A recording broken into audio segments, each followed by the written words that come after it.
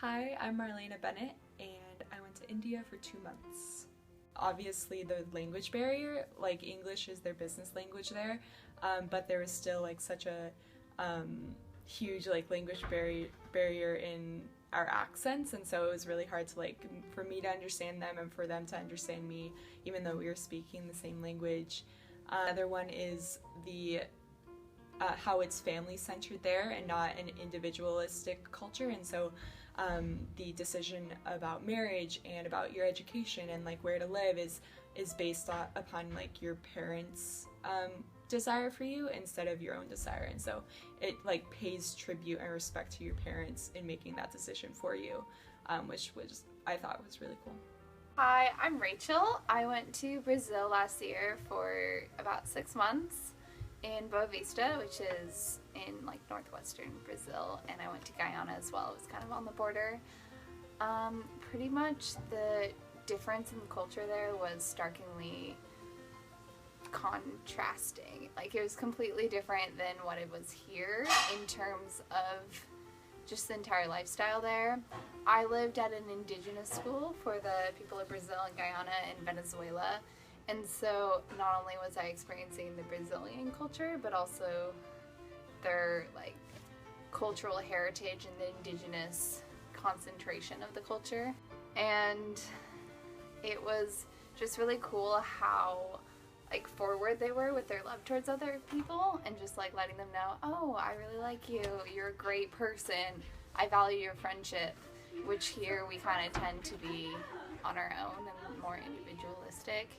I'm Addie. I lived in Mexico for 4 years, from when I was 2 to when I was almost 7.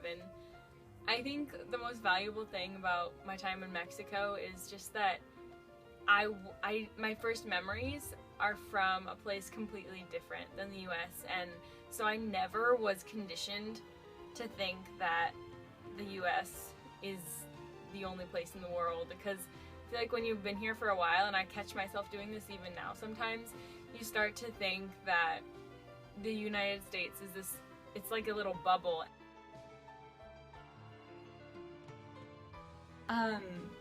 I think in what I was doing, I was working at a special needs school.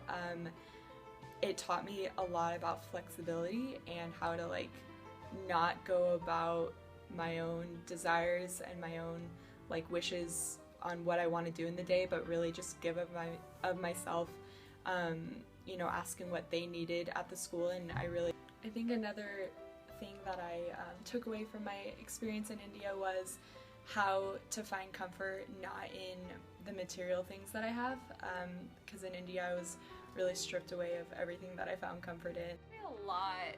Being there for 6 months was quite a long time, and it was like a complete culture shock, and it was just really different, and I learned to just like realize how different cultures can be.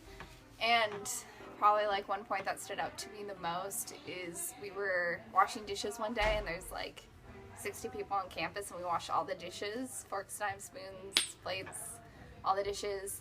And we would, like, someone was mentioning how like her friend in the city had a dishwasher and she didn't see the point in that. And I was just thinking, well, everyone here in the States has a dishwasher. But I guess that really made like change in me, where like everything we have, like some people are like, oh, they're lesser off, they don't have what we have, but also it's just like they don't want it. So like just because someone doesn't have something that we have in the West in our privileged society doesn't mean that we are more privileged than they are. It's a lot of the choices that define us. And so I felt like the main thing that changed me is just realizing the different mindset they have there and the different lifestyle. And the stories that you hear about in the news, they might make you sad or make you feel empathy, but they're really not, they don't really have any effect on our lives here, at least hardly at all, unless we have some personal connection. So having my first memories be from Mexico, it's really changed my priorities.